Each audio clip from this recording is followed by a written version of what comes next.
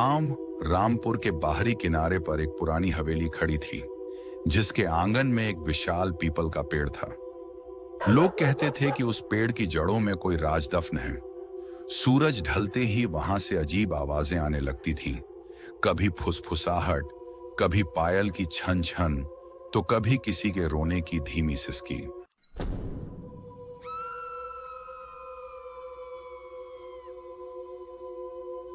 गांव के बच्चे उस रास्ते से गुजरने की हिम्मत नहीं करते थे। बुजुर्ग कहते थे कि हवेली के मालिक ठाकुर रणवीर सिंह की मौत रहस्यमयी थी। उनकी पत्नी सावित्री देवी भी एक रात अचानक गायब हो गई थी। तब से हवेली वीरान पड़ी थी। दादी, क्या सच में उस हवेली में भूत है? बेटा, कुछ जगहों पर सिर्फ दीवारें नहीं, अधूरी आत्माएं भी रहती हैं। उस तरफ मत जाना। लेकिन आरव शहर से आया हुआ था। उसे इन बातों पर विश्वास नहीं था। वह रोमांच का शौकीन था और उसने तय कर लिया कि वह उस हवेली का सच जानकर रहेगा। एक शाम जब आसमान में बादल घिर आए और हवा में ठंडक बढ़ गई, आरव टॉर्च लेकर हवेली की ओर चल पड़ा। रास्ता सुनसान था। पेड़ों की परछाइयां जमीन पर अजीब आकृतियां बना रही थीं। देखता हूँ, आखिर लोग क्यों डरते हैं? हवेली का मुख्य दरवाजा आधा टूटा हुआ था। जैसे ही उसने उसे धक्का दिया, दरवाजा कर्र कर्र की आवाज के साथ खुला। अंदर धूल जमी थी, मकड़ी के जाले हर कोने में फैले थे। अचानक उसे लगा जैसे ऊपर की मंजिल से किसी के चलने की आवाज आई हो। कौन है वहां? अगर कोई है तो सामने आओ। कोई जवाब नहीं आया। वह सीढ़ियां चढ़ने लगा। हर कदम के साथ सीढ़ियां चरमराती। ऊपर पहुंचकर उसने देखा कि एक कमरे का दरवाजा थोड़ा खुला हुआ था। ये रोशनी कहां से आ रही है? उसने दरवाजा पूरी तरह खोला। कमरे में एक पुराना आईना था, जिसके सामने एक टूटी कुर्सी रखी थी। आईने पर धूल जमी थी, लेकिन बीच में जैसे किसी ने हाथ फेरकर साफ किया हो। अचानक आईने में उसे अपने पीछे एक सफेद साया दिखाई दिया। उसने घबराकर पीछे मुड़कर देखा। ये मेरा वहम है, बस वहम। तभी कमरे का दरवाजा अपने आप बंद हो गया। टॉर्च झिलमिलाने लगी। ठंडी हवा का झोंका आया। तुम यहाँ क्यों आए हो? कौन है? सामने आओ। आईने में वही सफेद साया अब स्पष्ट दिख रहा था। लंबे खुले बाल, सफेद साड़ी और खाली काली आंखें। ये मेरी जगह है। यहाँ कोई जीवित नहीं आ सकता। आरव का दिल जोर जोर से धड़कने लगा। उसने दरवाजा खोलने की कोशिश की, लेकिन वह नहीं खुला। मुझे जाने दो। मैंने तुम्हारा क्या बिगाड़ा है? सच जानना चाहते हो तो सुनो। कमरे का माहौल बदल गया। दीवारों पर परछाइयां घूमने लगी, जैसे समय पीछे जा रहा हो।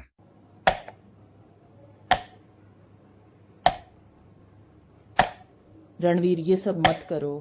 उस पीपल के पेड़ के नीचे जो है उसे वहीं रहने दो। मुझे खजाना चाहिए सावित्री। उस साधु ने कहा था कि इस जड़ों के नीचे धन छुपा हुआ है। दृश्य बदल गया। ठाकुर ने पेड़ के नीचे खुदाई की। अचानक जमीन फट गई और धुएं का गुबार निकला।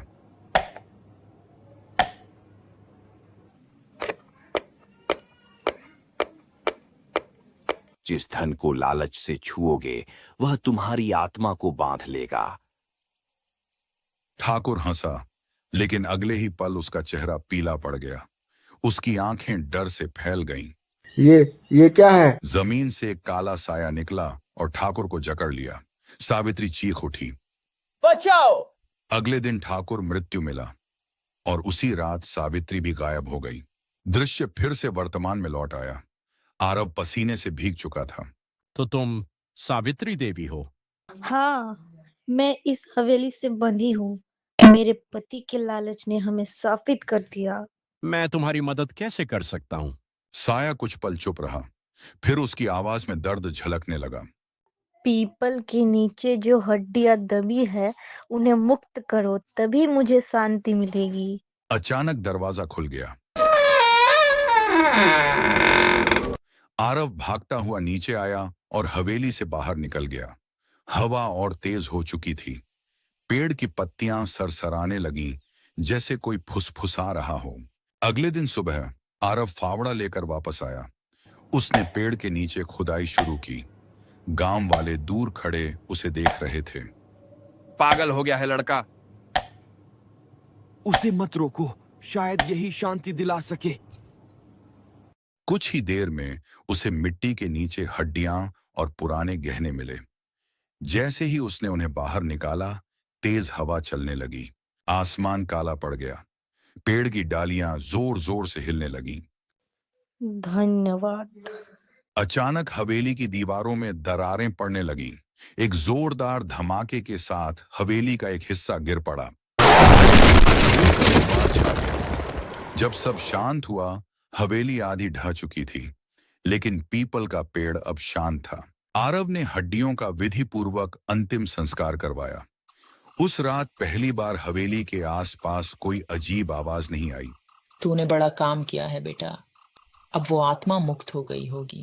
दादी, कभी कभी डर के पीछे भी एक कहानी छिपी होती है।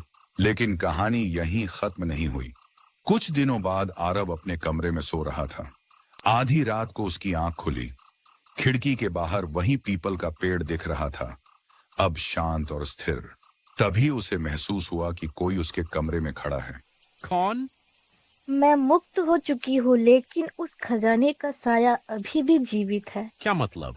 जिस लालच ने हमें बांधा, वो किसी और को भी अपनी ओर खींचेगा। सावधान रहना।